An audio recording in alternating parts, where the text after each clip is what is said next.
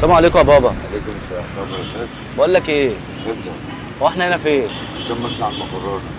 طب انا مش من هنا، انا من القاهره. اتفضل. كنت عايز منك طلب. اتفضل.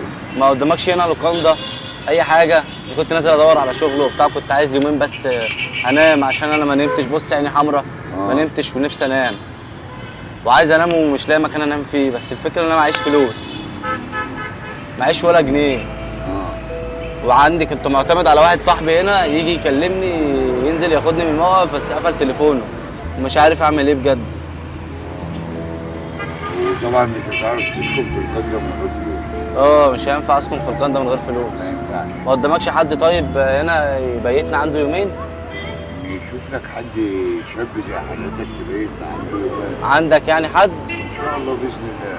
خلاص طب يا حاج تبقى عملت فيها جميله. ان شاء الله باذن الله. انت شغال في